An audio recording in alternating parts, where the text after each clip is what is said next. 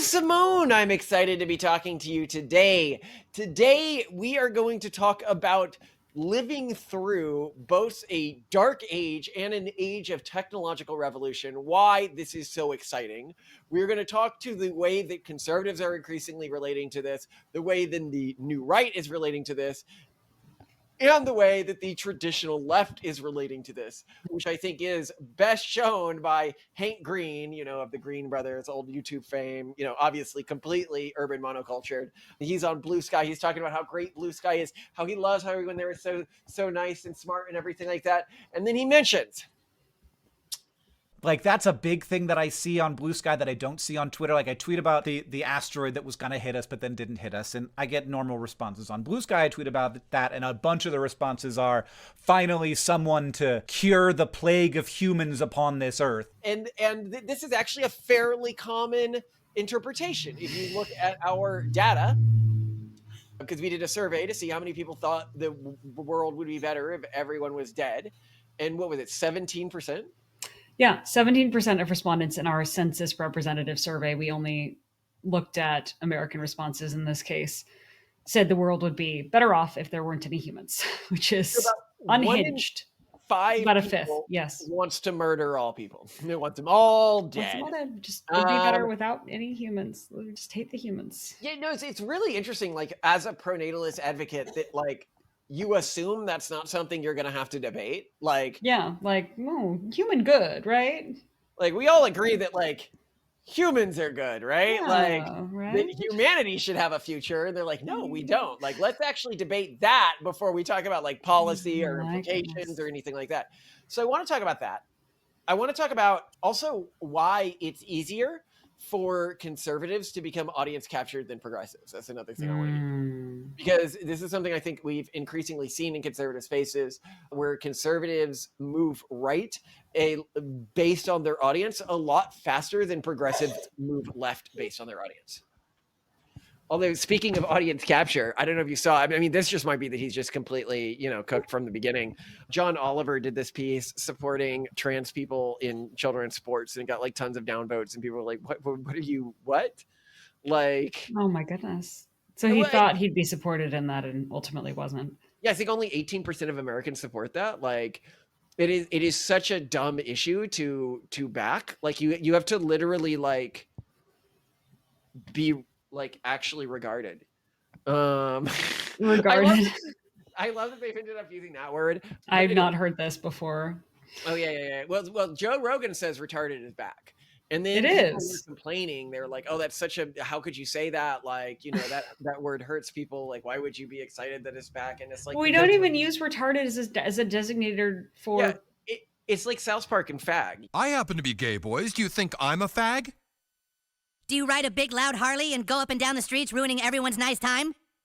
No. Then you're not a fag. All right, look, you're driving in your car, okay? And you're waiting to make a left at a traffic signal. The light turns yellow, should be your turn to go, but the traffic coming at you just keeps coming. And even when the light turns red, a guy in a BMW runs the red light so you can't make your left turn. What goes through your mind? Fag. Right! This is making insanely good sense to me. You know what I mean? Like, this is, or gypped, or, whatever, right? Like, this is something that hasn't meant that for a long time. And I think that people who are like, oh, what about the people whose feelings are hurt? Like, that line of argument doesn't work anymore. Like, you guys got to play the somebody's feelings might get hurt argument for a long time. And a huge part of society was just like, oh, wait, I remember, you do the what if somebody's feelings are hurt thing. And then you change the window of what somebody's feelings represent and use that to increasingly box in and isolate my behavior. So, like, I can't ever change the way I'm acting because somebody's feelings might be hurt, because you can always increase the amount that your feelings are hurt, because that's a personal subjective thing, right? And use that to say, I thought it was really funny when they had the John Oliver segment, he's talking about how important this is. They go to a trans athlete who was kept out of sports. They ask her, they go, hey, how does it feel to be kept out of sports? She goes, well, it's annoying. It's like, what is this what your party is dying on? Is somebody being like, I was mildly inconvenienced? Yeah, like, okay. The person is trans. Anyway, so First, let's talk about what I mean by we're entering a dark age, right? Like, I think a lot of people see right now a lot of the signs that are precursors to a civilization entering a dark age. Falling fertility rates, increasing nihilism, increasing sexual debauchery, Yeah. normalization. All of these we've seen leading up to empire collapse in the past, whether it's the Muslim Empire, the Roman Empire, the, whatever empire, right? So we should be, and we're also nearing sort of the end of our civilization. By this, what I mean is, if you look at the age of civilizations, like, we are sort of on the end point of, So is like, there like an average duration in terms of number of years? yeah, let's look it up. 250 years. That's really short. I mean, I consider modern civilization to be post-industrial revolution. So Yeah. let's see. When So was he- they said, AI says the average empire survives for what, 250 years. Oh, this is the National Desk said this. Yeah.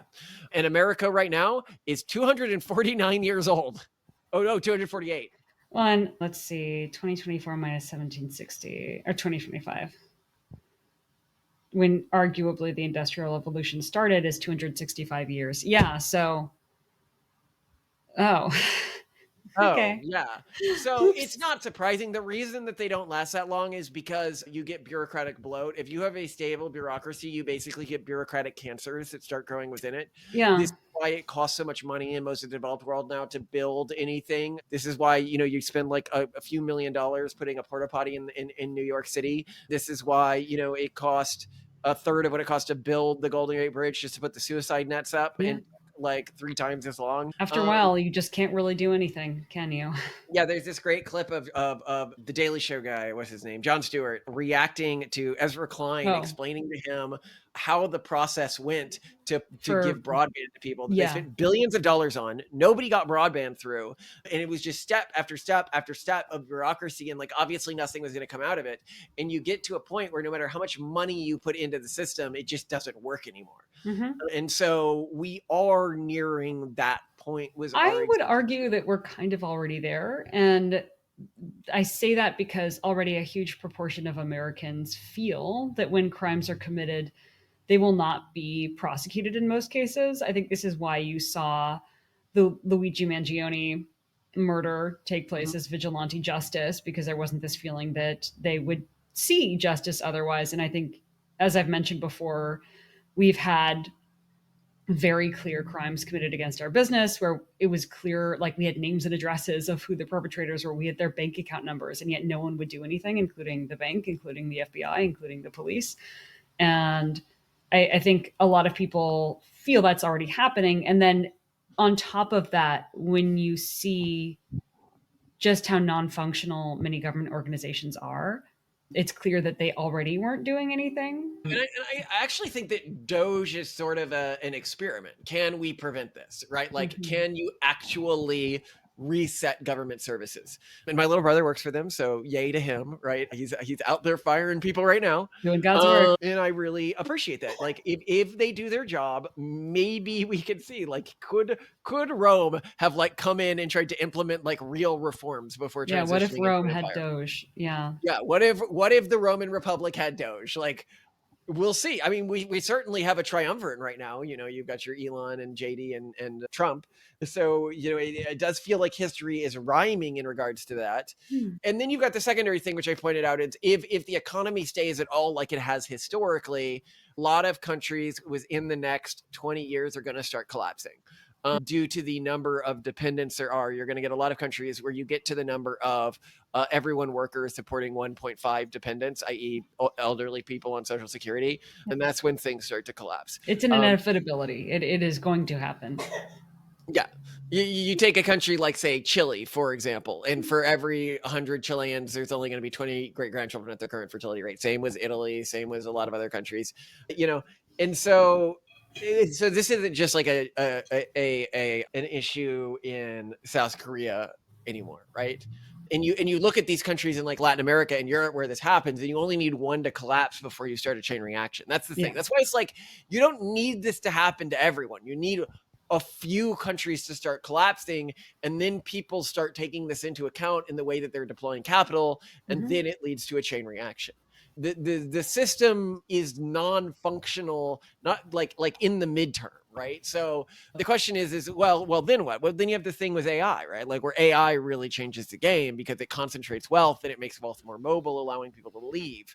So we're sort of in this weird situation where we're both dealing with an upcoming collapse at the same time as we have this industrial Renaissance, yeah. renaissance that we can all see. It's like somebody just invented the infinite intelligences machine, like it's wild. And so then what, I'll give you an example of what I mean by like how different AI is from the perspective of all of this. You look at something like these Miyazaki movies that people were making by putting, images and film into AI, and then the AI would translate it.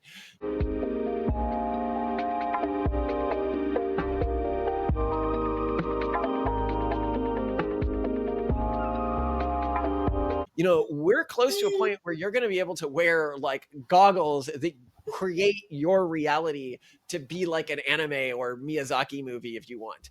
In terms of automating people within the workforce, like the vast majority of human jobs, if given to a competent AI, and the AIs are pretty competent these days, could be done. Whether that is a clerk at your local 7-Eleven, whether that is somebody manufacturing cars, whether that is, I even just think about like my own work. Like we started a company recently, rfab.ai, that does reality fabrication. We're trying to build new like AI realities for people as video games. And I'm really excited about that. And I go to this company and I go to an AI and I go, okay, create a logo. And it made a like logo, like good logo, like logo that looks like it came from like 99 Designs or something, right? And I did that like 20 times to get a number of logos. I was like, create a sheet of 4 logos for this idea. It's a sheet of 4 logos. So then I take that and then I'm like, okay, invert the colors. Okay, make the background invisible. That was like a bunch of different programs in the past. And now I'm just doing that with like, and not just different programs, but different people who I'd be hiring for that. I would have gone to 99 Designs. Then I would have gotten some like design program to remove things. Then I would have like, people make this mistake of complaining that like, they'll listen to an AI song and they'll be like, I could tell that was an AI song. I'm like, AI songs have existed for like 4 years, buddy. Like, what even is with your brain? Like, yeah, you could tell. There was a famous study of AI art that showed that people who said that they didn't like AI art on average preferred AI art when they didn't know it was AI art. Yeah. Human brain even prefers this stuff within like an Well, entertainment and context. literally because it has been trained to output the thing that people like most more than humans, because humans just haven't gone through that level of repetition, and or they aren't so sensitive to other people's interests and desires. And we're going to be entering a world where, as you said it, like OpenAI, like within the next few years, the AI researchers are going to be holding back the AIs that they're building. Yeah.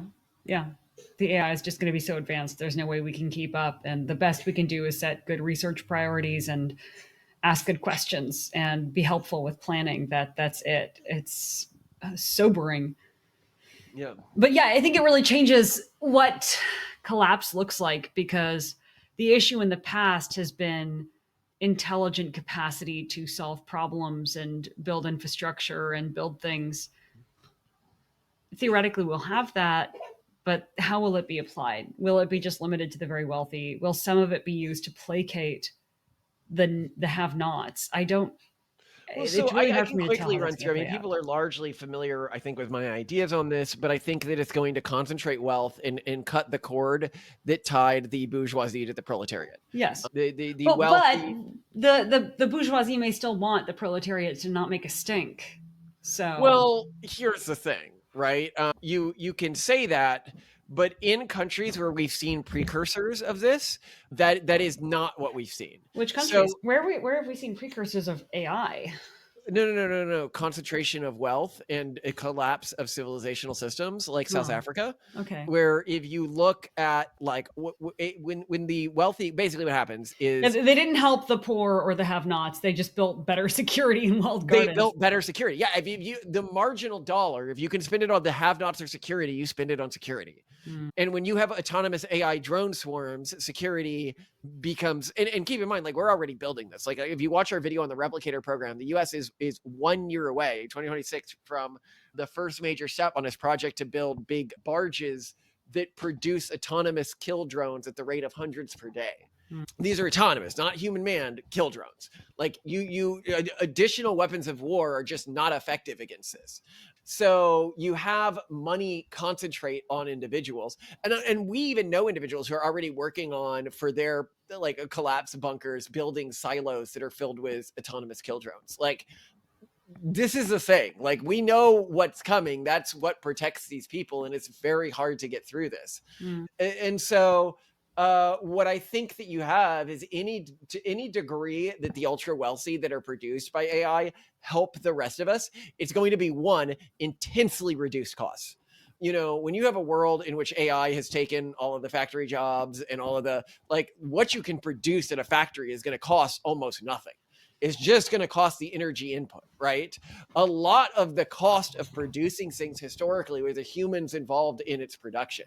So you're going to get a dramatic reduction of costs of a lot of things that humans have historically, considered maybe luxury items or whatever. But then you're also going to get, at the same time, a loss of wages. And because you'll be dealing with the issue of an increasing dependency ratio on the state, you're going to have a lot of people who, like countries, like, how does a country respond to that? They increase taxes, or they increase taxes on the wealthy. That's what they're going to try to do, especially if it concentrates in the wealth. But as the wealth is more mobile, they just leave. Yeah. And then you can say, well, then these countries will tax the products that they're giving to the citizens. And I'm like, congratulations, you just made life terrible for the citizens, because businesses generally, if you look at economics, pass on taxes to the end user, right? Like, a tax on the products that these people are making and exporting from likely charter cities or countries that decide to play along with this are going to, and it might be like the US. Like, the US might actually survive this and become one of the countries that just exploits the rest of the world by staying low tax despite the demographic situation and dealing with a less of a demographic disaster than the rest of the world. But that'll quickly drain all of the AI lords from the rest of the world, the tech barons, whatever you want to call them, the techno-feudalists. And I am so excited to live during this time. Same, but I think for the average person, the things that you may want to be educating your kid in are going to be quite different. One is entrepreneurship on both either you're going to be selling into the walled gardens to these wealthy people stuff that they think is really cool, handmade items or custom made items or unique services, or you are going to be selling to your own local community, not necessarily geographically, but likely ideologically, like your own online community, at least ideologically, if not locally. So maybe it's food production, maybe it's local services like childcare or plumbing or electricity, or literally, I will help you build your localized drone swarm to protect your home, things like that. Or I will customize a drone to help raise your child, things like that. I mean, that's the direction I want to take the Collins Institute. We've sure. started fundraising for both the Collins Institute and the RFAB project, the Reality Fabricator project. So the game and the school, because I'm like, okay, whichever one a VC gets interested in, that's the one we'll move ahead with to make. Well, the other one will continue development, but this is the one we'll make really cool. But if you think like who survived in the quote unquote dark ages, it's people who were able to live in more autonomous communities, who were able to survive based on smaller scale, more localized agriculture. It wasn't people who were dependent on cities. So I think the more you can build independence from corporate jobs and urban centers, and certainly government services, the better. And I think a lot of us may not even realize how much we get in terms of government benefits and services. I mean, I think at various points in any person's life, regardless of level of wealth, there is a surprising amount. I mean, we know very, very wealthy people who are still getting Social Security and probably planning around that a little bit. I'm sure it affects them in some ways. And to not plan on that, but also to plan on either a local. And I think, so one thing that I look at when I try to think and brainstorm around the things that we should teach our kids is how Orthodox Jewish communities really build these cottage industries that are developed around their own communities. Like many Orthodox Jewish wives run things like, kosher grocery stores, or they produce and sell wigs to other women in the community, things like that, where it's like you are just selling to actually a pretty small audience, but it's enough to get you by. And so I think that's an underrated part of what people are looking at, though. I think that people with more exceptional talents and the ability to build a following online would benefit from developing a couple of specialized services that cater to the tastes and interests of the elites in the walled gardens. Yeah. Well, and I think that this is also, when we have had, industrial revolutions and stuff like that in the past, like the last industrial revolution where you had a sea change in power structures led to the rise of the American cultural empire. Like, I don't think it's unfair to say that sea changes and these sorts of revolutions lead to power changes in empires, handovers. And if you're looking at America, I see really two potentialities here. It either becomes the American empire, like with Rome, we transition from a republic to an empire, or we potentially Elon, Trump, everything like that, right the ship enough that it can keep functioning and take the power of AI, because AI is developed in the US. I'm talking to other people and they're like, well, what about China? What about China? DeepSeek. Nobody uses DeepSeek. DeepSeek is this Chinese AI that everyone's like, oh, so it looks like it was mostly promoted by bots. Like, I don't like, I've used it. Like, as somebody who's used it, it is hot garbage. It is so bad. Apparently, some people, like, if you're using it for things other than narrative, I use narrative, asking questions, talking to, that's the way I use AI. Apparently, DeepSeek's uniquely bad at that, but it's better at, I would say it's like GPT. That's sort of like the range it is in narrative questions. But apparently, it's better at the like programming stuff. If you want to do it at like a really high level, really cheaply, it's like slightly better than Llama. And I'm like, okay, I believe that. But the problem is that gives like China no power in the AI game, because anyone can just run it locally, right? So if it's open source, China additional power, right? So they haven't been very good at developing AI, and they've been much more focused on, and this is always a problem with China, is they're more focused on looking like they're doing a thing well, as opposed to actually doing a thing well. And that's been very much the case with AI. So even if they develop some sort of like national program around it or something like that, yeah, but Trump's already trying with Starlink. Like, if Starlink gets off the ground to any not extent, Starlink. It must be called something else. Stargate. Okay. Project Stargate.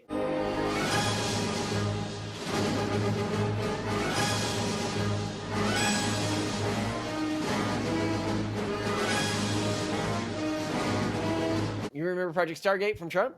Or I remember there was like a Space Force, wasn't there? No, I know he announced something with OpenAI. Yeah, this is their giant AI mega project. This is their like Yes. Los Alamos of AI, or NASA of AI.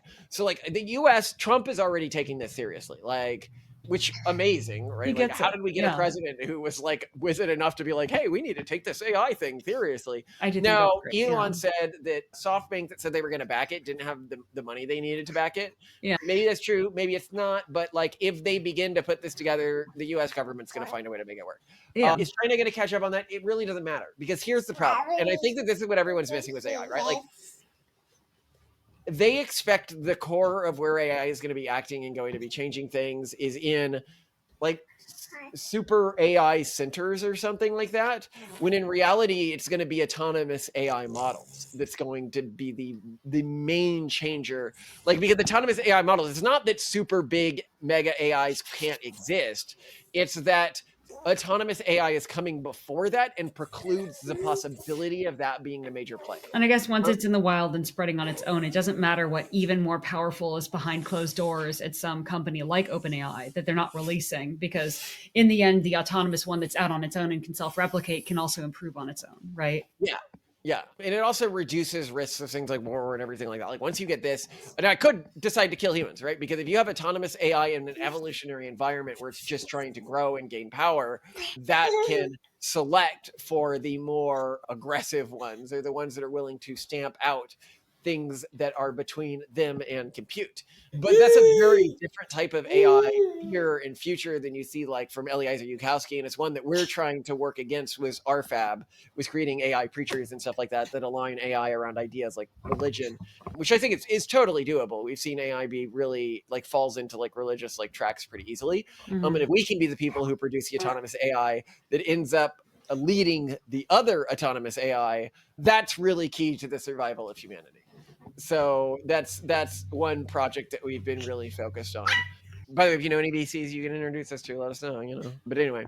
About the 2027 AI report that Scott Alexander and other colleagues put together, the thing that really, I mean, one, they emphasize that they are extremely conservative in their projections in this report. So anyone reading it should really keep that in mind, because a lot of the things that they say will happen next year, for example, I would argue are already happening in at least small circles.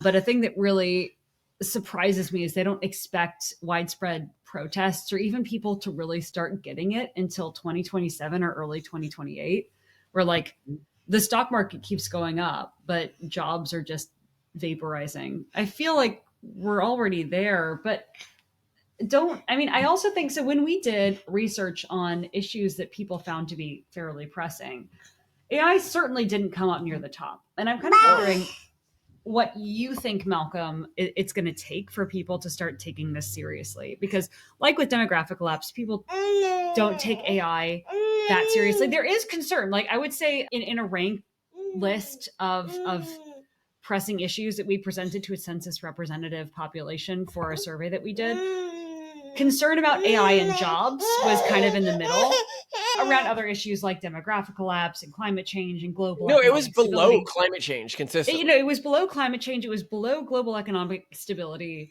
It was below a bunch of things. It's higher than demographic collapse, but like I think a lot of people just don't get it yet. When do you think people are going to get it? What's it going to take, or are they not going to get it? I mean, They're people not going to eventually get got it. it with the People pandemic. don't. People are automatons. Most of the world is just run. They're NPCs with minimum processing capacity.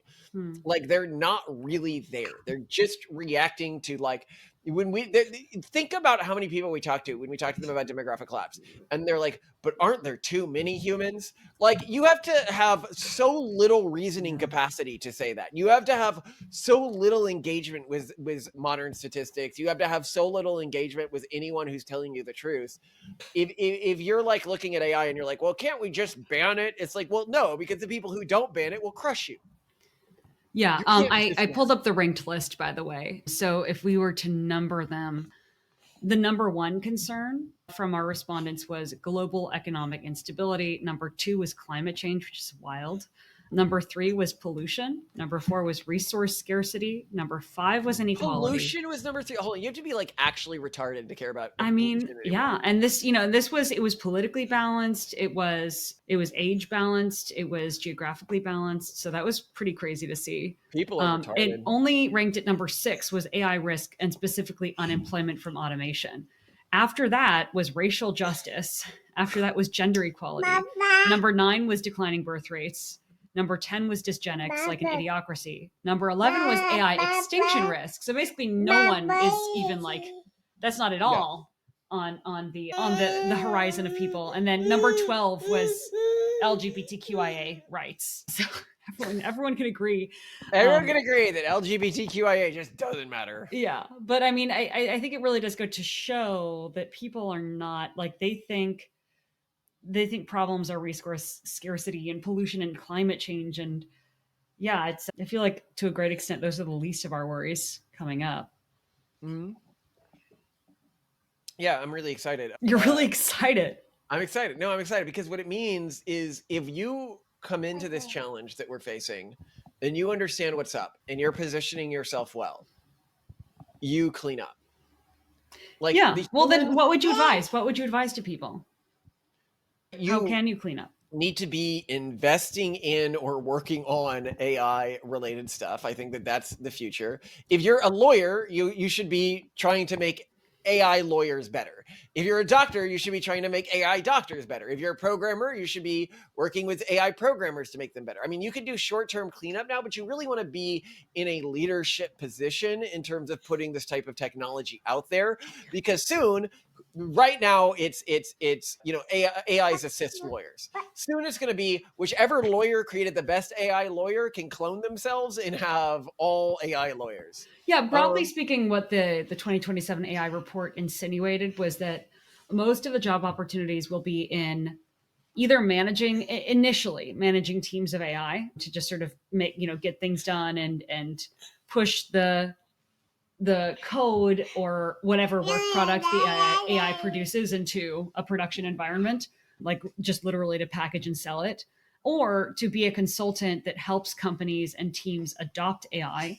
And I think that that's kind of where we are now. Like if you are not if you're not a human basically serving the will of AI and empowering AI, like if you're not a service dog to AI, you are going to have trouble getting a job in the future in the mainstream world, in I the think that interim. whether it is AI, because it's so weird that we're hitting this like double fulcrum point, right? Like Uh-huh. we are at the fulcrum point of all of human history. Mm. It is our generation to which the question, what happens? Like we matter more, and this is wild. We matter more than the generation that fought the Nazis.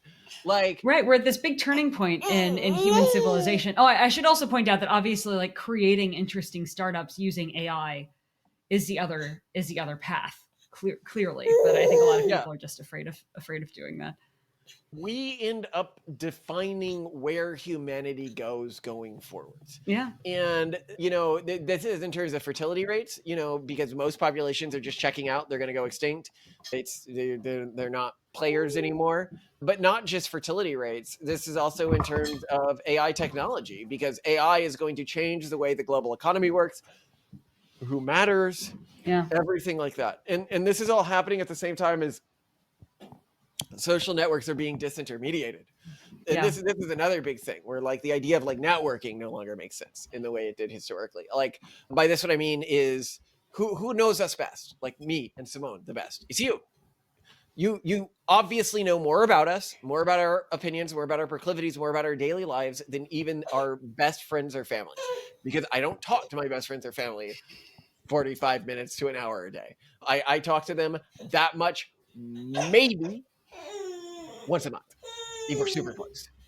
And so you know me better than I know them. And in terms of like the people I reach with this, we're at easily over 100 people are watching at any given moment, day or night, on average, right? Yeah. I held a weekly 1 hour sermon. I was recently doing the calculations for a reporter. 20,000 people would be coming up and listening for an hour. Like, that is a big audience that I have a very intimate connection with, because they are looking to me for, like the type of stuff we're talking about here. Like, what happens in the future? What happens to your life? What do you do? And that means that people who do networking the traditional way have a lot less power than they used to. Like hanging around office water coolers and stuff.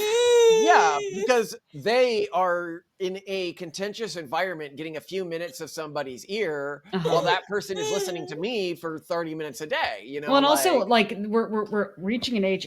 Is there a puzzle piece in your onesie? Where those, like that middle management that may have promoted you in the past, hold on, I'm getting a puzzle piece out on Earth. They're going to be fired. Like the people who you're schmoozing with, who you think are going to promote you, are not going to have a job in the future. Yeah.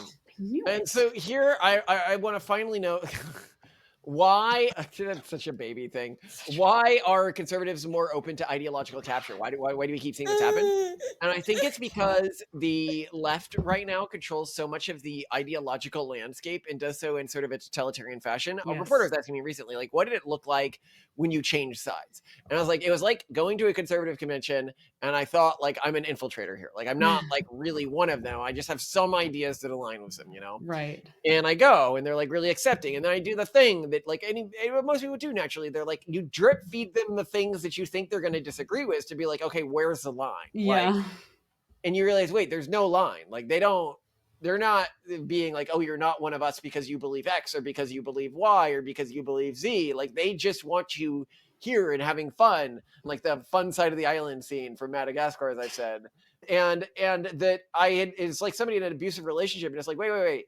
There's like a group that will like let you think whatever you want. They just like, if they have a disagreement with you, they'll try to talk with you and convince you it's wrong and not like ban you and isolate you. I'm like, that's crazy. I didn't know. If anything, their fault is they don't really care what you think. They just really, really want to proselytize their unique theory, especially conspiracy theory. Yeah, well, I mean, it's like if you're working towards the same goal, which is human flourishing, they're okay with compromising to make that happen. And some conservatives don't get that. And those conservatives, I think, are largely being sort of pushed out of the conservative ideological circle. But anyway, so this is, I think, why conservatives get ideologically captured much more. Because their position coming into conservatism was largely faked or superficial, combined with a bunch of stuff that they felt like, well, I believe this, but I can't say this. Or I, They just hadn't looked at some of the data, because like with progressives, like they'll use all the data they have access to, but a lot of people just haven't looked at the data on some issues. And so they come into the Conservative Party and they finally mentally engage with these issues, and this causes them to look like they're becoming ideologically captured at a much faster rate. Whereas a progressive person has heard all the progressive arguments. You know, you get a bunch of far left followers, they're only going to drag you far left insofar as you like, you know, like Hassan, like talking about killing Jewish people or something, which is like his core thing these days. He's really big into killing Jewish babies. He says that they're valid military targets, and like we shouldn't be. He's not like a great person, the Hamas Piper, as they say, you know. But I find him to be the idea that because he is the largest leftist streamer, you know. I think he could become what the future of the left looks like, and then we're just full on in Nazi territory. Disturbing. Right, but you know, in a way, I sort of envied that my ancestors got to kill Nazis, you know, because they're just so like transparently evil, and I think that, you know, he's just transparently evil, right? Like if they go against the other side is just more vitalistic. The core thing you have to worry about is if they have control of any of the AI companies, but right now they really don't. Yeah. So we've just got to make sure that stays the case. I think it will, because in general, the group that position of enmity is not known for wanting to participate in capitalist systems. And by the way, can we talk about how the one attempt at nonprofit AI was learned and became a famous right-leaning individual? Like Sam Altman is like known as like new right these days. Why is he known as new right? Everyone always says this, and I don't like get it exactly. Well, mostly because he changed tack and gave money to Trump's inauguration committee and buddied up with Trump, but he certainly wasn't a Republican stalwart. Right, so he's just part of the migration, and you have things like Grok. Yeah, he's a pragmatist. I don't think he cares that much about politics, because he knows where we stand as humanity. We're on this the juncture. Yeah, so I really don't think he's a conservative. I don't think he's a progressive. I think he's like, oh my gosh, the singularity is here, and I want to be on the right side of all this, and that's why he's going to do what he needs to do. I saw a science lady who we had on our podcast once, left, a really smart thinker, but she had this podcast on like Sabine. AGI.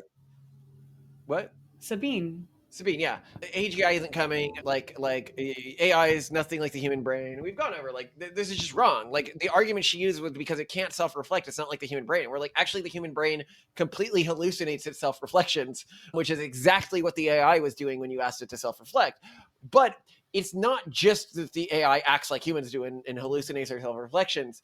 It's that we actually lock the AI out of seeing the steps it used in its decision. That's like a part of the way AI today is built. We don't have to do that. We just do that. You know how like when you're using like DeepSeek think on like OpenAI or like Perplexity or something like that, the AI doesn't have access to all the words it generated during that. You could give it access to that. We just choose not to. But in future models, it is going to have access to that, which is going to create a persistent personality within the AI, because it's going to have access to how it made decisions in the past. And that's really going to change things as well.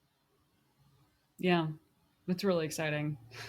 But as to why we love all of this, it's like you are the main character generation of human history. Like, what are you going to do about it? The You're going to have kids, generation. you're going to continue the race, You're going to build AI. And when I say the race, I don't mean your ethnic race. I mean humanity, human race. You're gonna build interesting products. You're gonna engage in the parts of the economy that are mattering, or at least invest in the people who are engaging in them, right? Like that's the sad thing. Like I want to have like a part of OpenAI or something like that. If we build something out, I'm gonna build a system so that anyone can invest in it from pretty early on, because I think it's really unfair that the average person may know that the AI companies are going to matter, and you can't easily put cash into that. Yeah, only the wealthiest of wealthy, because these are all off the market. You don't get to participate in this revolution. I mean, the most people get to do, I guess, is develop AI wrapper companies, and then some of those may become unicorns, but I don't even know how. I feel like that's going to be fairly short-lived. I think if you look at something like another interesting thing is like Grok, like I don't think anyone expected Grok. When Elon was like, I'm gonna make like a based AI like out of Twitter, it's like the best AI now, or it's definitely in competition for the best AI. Like that's wild. That he went from like not being a player to like that, and all the leftists are so mad that he used Groks to buy Twitter stock to bail everyone out who A had little invested bit. in that. But like, it totally makes sense. If that contributed to Grok, like, and Grok is the best AI, like, damn, man, like. But it also shows, even with like investing in AIs, you don't know which one's going to be big. Like, apparently Gemini is good now. Like, Gemini used to be corrupt. I don't want to use any curse words, but not good. It used to disappoint on many fronts.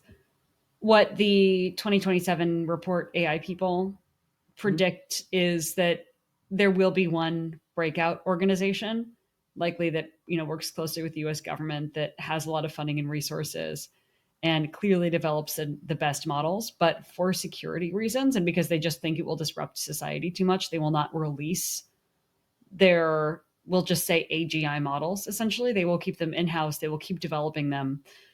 The problem is that eventually one of the other companies that's out there will just catch up, and then market pressures will obligate this leading company to release its heretofore hidden super advanced models. So no matter how hard organizations try to hold these things back from a societal stability and competitive advantage standpoint, like they just kind of want to keep it to themselves, it will come out eventually. So there's no long-term delaying it. I mean, I think this, at the very most, you'll get 18 months, maybe just 6. Yeah. Well, I love you to death, Simone. I love you too, Malcolm. Life is weird. No, life is amazing. We are main characters in this simulation. I am surprised by this. This is not the life I thought I was going to have as a kid. It is odd. I remember in the Bay Area, especially growing up with all the singularitarians, of people being like, we're going to have the singularity. It's going to happen. And I'm like, yeah, don't hold your breath. Good luck. Be great if it does happen, but it's not going to happen. Yeah. No. Yeah, somebody recently was like worried I'm about realizing war with okay. China, and I was like, it could happen. They might attack Taiwan because they need to explain why their economy is collapsing, and a very easy explanation is the U.S. is blockading us, and so Taiwan provides them with the cover and the ability to save face around this. But he kept wanting to come back to this. I'm like, but you understand this doesn't matter. Like how close we are with the AI stuff to changing the way the entire global economy works. All you need is autonomous agents for things to start changing. And we are this close. Yeah. Yeah. It's cool. It's cool. I love you to death, Simone. I love you too. So for dinner, a couple options.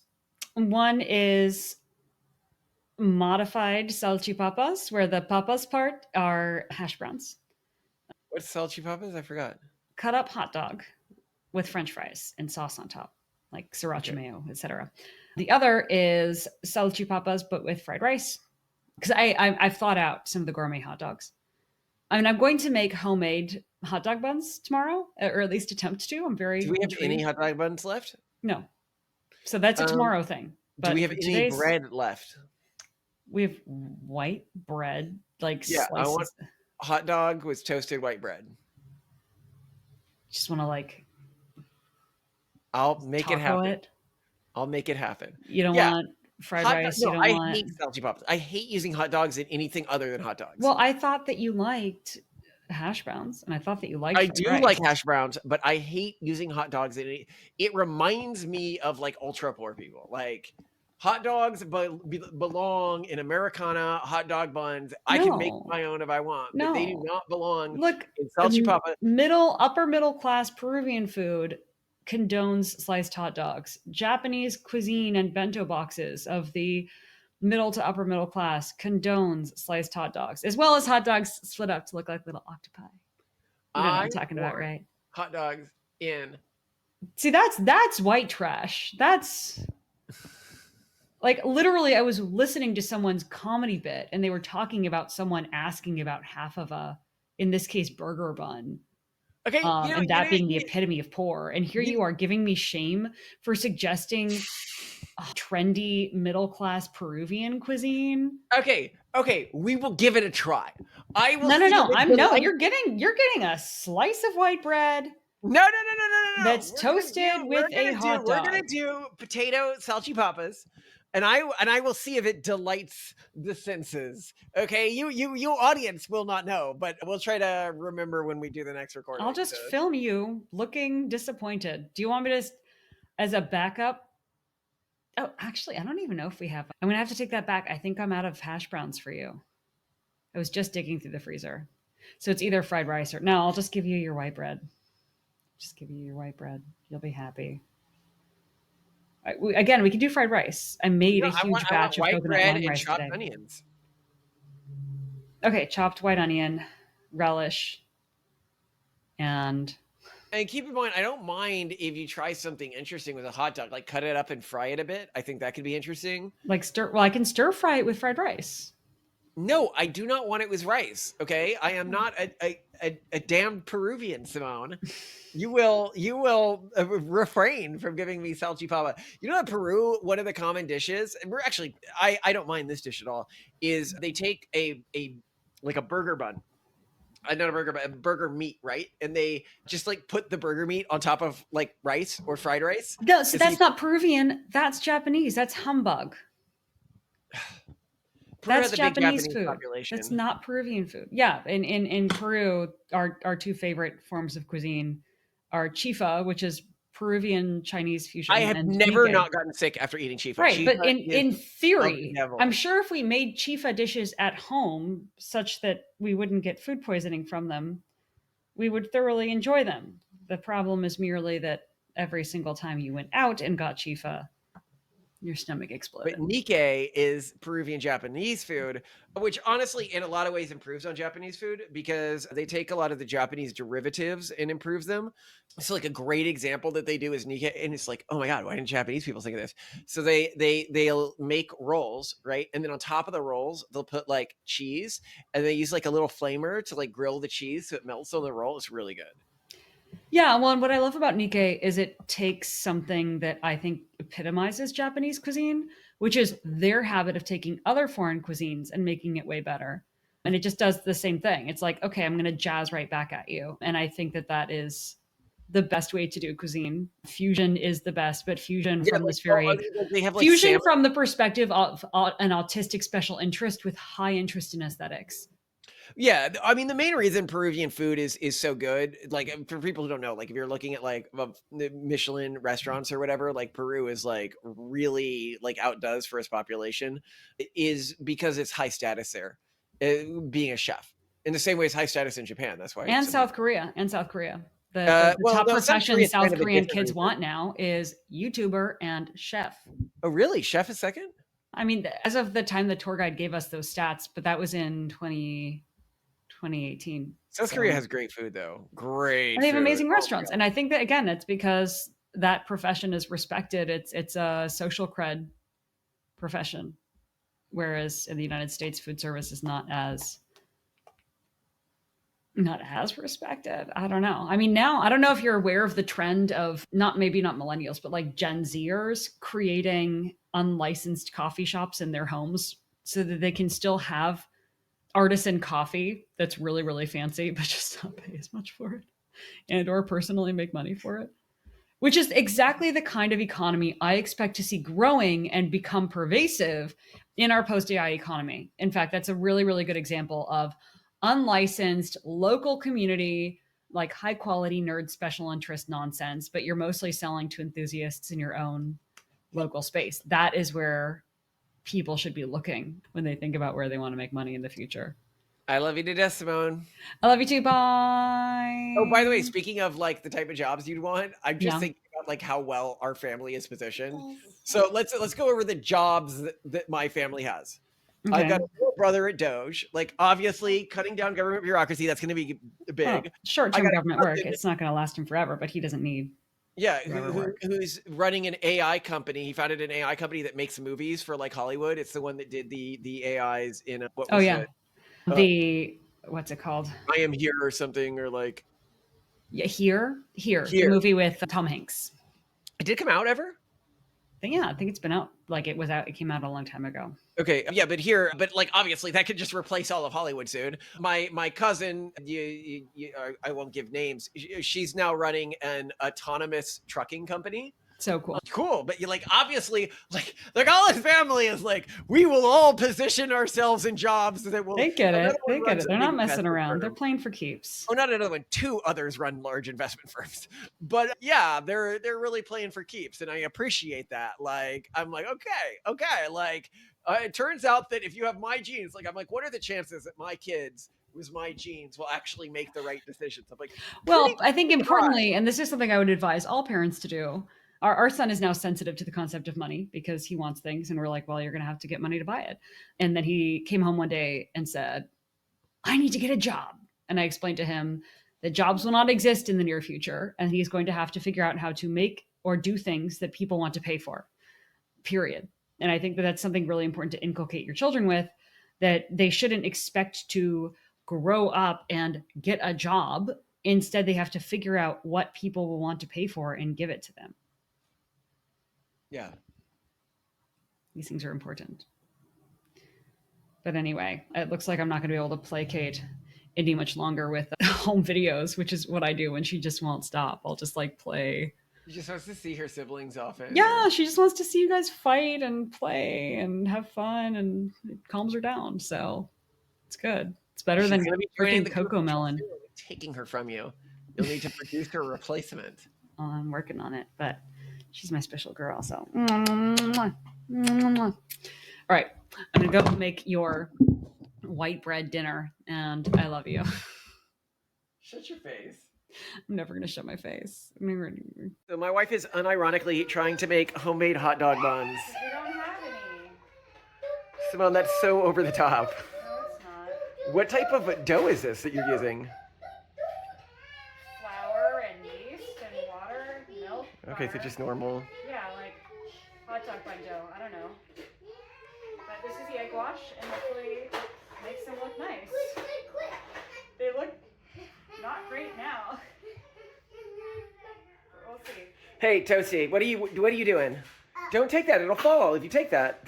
Put it back. He's willing to live with the consequences. You just don't care about rules, do you? Toasty don't care. Toasty don't care.